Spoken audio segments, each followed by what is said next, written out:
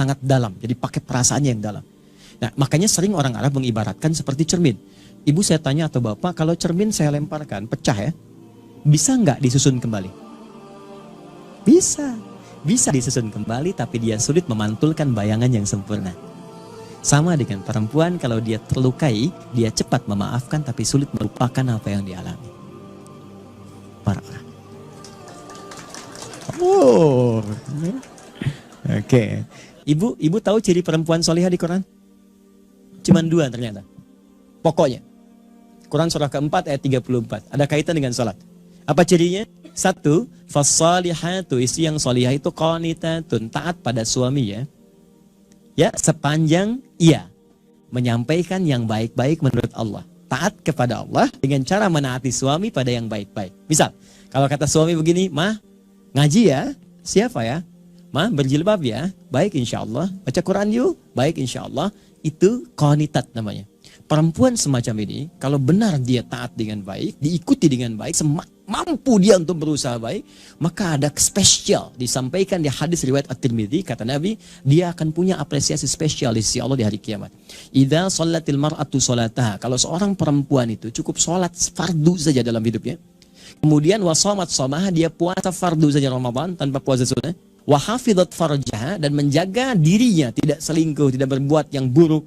Yang menarik, wa ata'at zaujaha, dan menaati suaminya sepanjang suami meminta pada yang baik. Qila laha yaumal qiyamati, akan dikatakan pada perempuan semacam ini di hari kiamat, udkhulil jannata min haitsu syi'ti, langsung masuk surga aja dari pintu manapun yang kau kehendaki.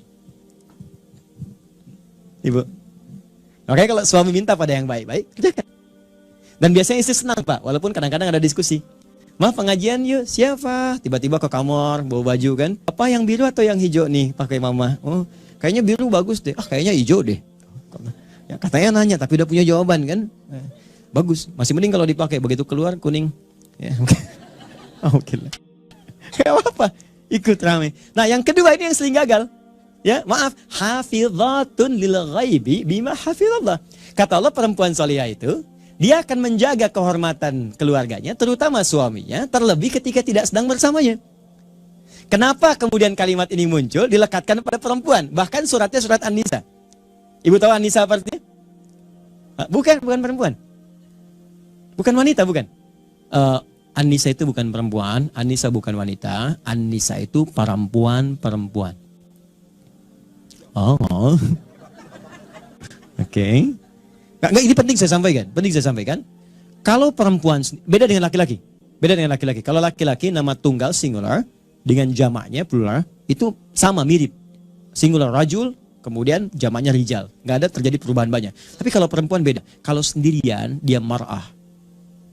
Mar'atun. Pernah dengar? Tapi kalau banyakan disebut nisa.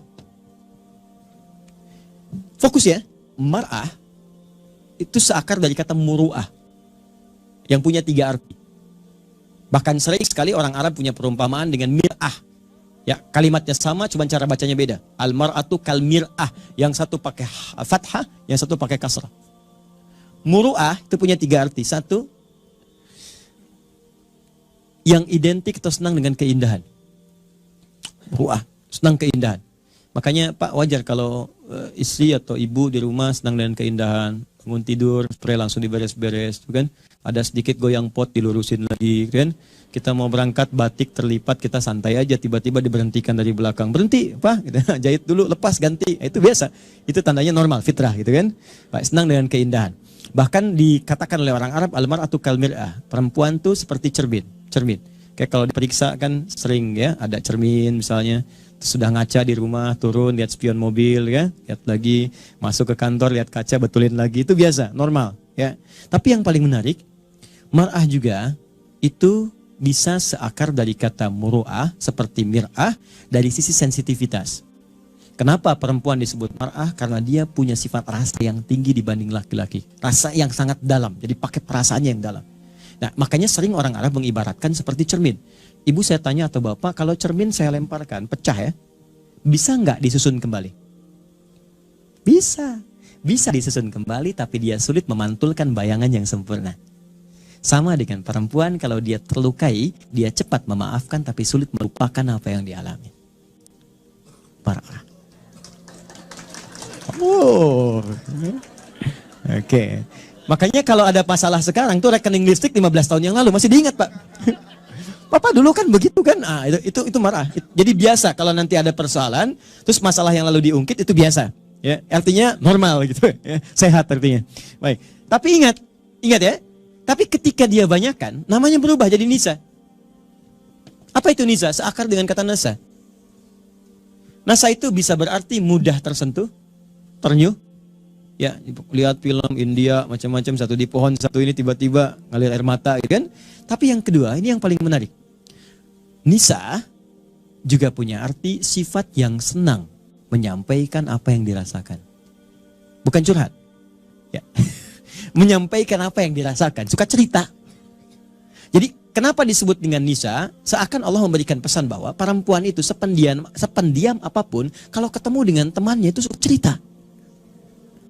Itu poinnya. Dan kadang yang diceritakan itu hal yang seharusnya tidak diceritakan. Makanya kata Quran, hafizatun lil ghaibi, perempuan yang solehah itu dia tak akan membuka aib suaminya atau di rumah tangganya saat bahkan tak sedang dengannya. Ini kadang-kadang sering kejadian. Padahal mungkin yang dituju pengajian. Datang ke pengajian, bertemu dengan kawan, yang lain belum datang. Ukhti lagi apa kabar Jeng? Baik, sehat. Alhamdulillah. Keluarga gimana? Baik. Suami gimana? Di situ masalahnya. Masalah. Oke. Sekarang banyak kan? Ya, sekarang nggak datang pun bisa bikin sendiri kan? Bikin status. Kamu tidak seperti yang aku kira. Wah, tulis, bikin komen ya.